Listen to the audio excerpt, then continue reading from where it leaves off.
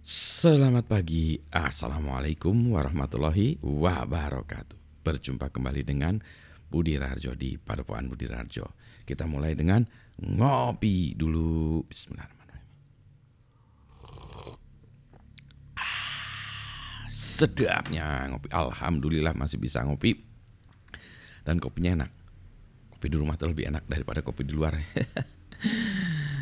Kemarin tuh saya mendengarkan mahasiswa presentasi, quote unquote presentasi. Ini bukan presentasi formal ya, tapi presentasi di kelas, diskusi dengan saya, ya, baik itu mahasiswa di kelas untuk bicarakan topik proyek akhirnya atau mahasiswa bimbingan deh, mencoba mempresentasikan nanti ya kepada pengujinya. Udah siap-siap mau sidang ya, sidang ada macam-macam ya, ada yang udah mau sidang habis, ada yang mau sidang seminar dulu ya proposalnya.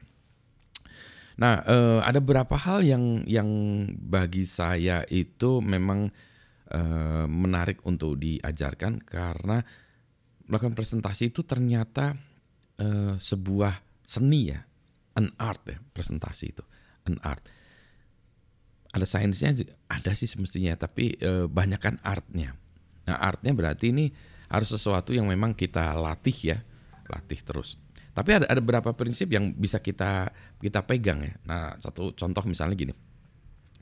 Banyak mahasiswa yang menjelaskan itu langsung sudah menjelaskan itu teknikal, langsung terjun ke teknikal.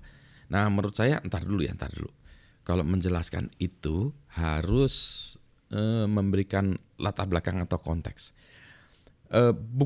Bukan terlalu ngawang-ngawang atau terlalu jualan ya, kayak orang jualan, kayak banyak kan kalau di seminar presentasi yang dari ini tuh jualan kan ya, jualan. Nah, ini bukan jualan juga ya, tapi maksudnya harus ada konteks dulu. Jadi jangan langsung nanti ini encryption-nya menggunakan AES 512. Bingung orang nih. Ini mau ngomongin apa sih gitu ya. Nah, ini ya. Nah, kemarin salah satu kritikan saya kepada mahasiswa saya adalah begitu. Kasih tahu konteksnya dulu supaya orang tahu ini apa sih sebenarnya.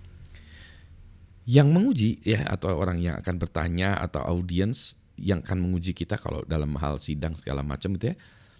Itu memang bukan orang bodoh ya.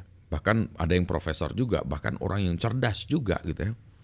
Tetapi mereka kan tidak tahu bidang kita. Mungkin dia tahu ya, tapi dia tidak tahu yang kita kerjakan itu specifically tentang apalah, of what gitu ya. Jadi kita kasihkan konteks, ini general, ini misalnya ya kita menceritakan, ini tuh konteksnya membuat sistem yang untuk menangani hujan atau untuk membuat alat IoT atau desain sebuah sistem yang kalau hujan dia pintunya nutup sendiri atau atapnya nutup sendiri gitu ya.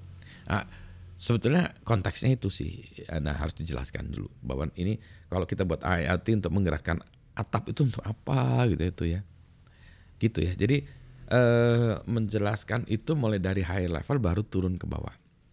Jadi turun ke bawah itu nanti makin teknikal tentu saja, makin dalam. Dan kalau makin dalam sebetulnya kita itu makin pede ya, makin pede karena kita yang kerjain. Jadi tahu, jangan khawatir itu. Tapi memberikan konteks itu untuk menjelaskan bahwa orang atau audiens begitu mereka orang pintar, tapi mereka sebetulnya tidak mengerti. Ya, jadi kita harus jelaskan dulu ini tentang apa, ininya apa, mana yang mau kita kerjakan. Di dalam itu penelitian demikian, dan juga dalam bisnis juga demikian. Jadi kita tidak bisa majukan gini ya, nanti kita gini, yang mau kita jual gini, produknya begini. Ngomongin apa? Sebentar. What problems are you trying to solve gitu? Masalah apa yang sebenarnya ingin Anda pecahkan gitu. Nah, itu yang harus dibahas dulu. Saya akan membuat, gitu ya. Jadi itu ya. Buat konteks itu. Terus hal yang kedua juga yang kadang juga agak harus ada diperhatikan juga itu tentang kedalaman topiknya. Kadang kita dalam technical, kadang-kadang kita harus general. Nah, itu juga harus ada feelingnya. Terus ada juga yang kadang yang mau kita lakukan itu sebenarnya sederhana ya, tetapi kita memberikan konteks atau kita memberikan apa kalau saya sebut to glorify thing, membuatnya menjadi hebat atau ini sehingga orang bilang oh iya pantas memang Anda kerjakan itu. Oh iya memang pantas Anda teliti itu ya. Contoh nih kemarin ada mahasiswa saya yang akan mengerjakan itu alat mendeteksi pintu nutup atau kebuka, nutup atau buka. Ya sebetulnya sensornya cuma gitu aja. Ya deteksi pintu tutup atau kebuka. Ada sensornya, ada, gampang ya.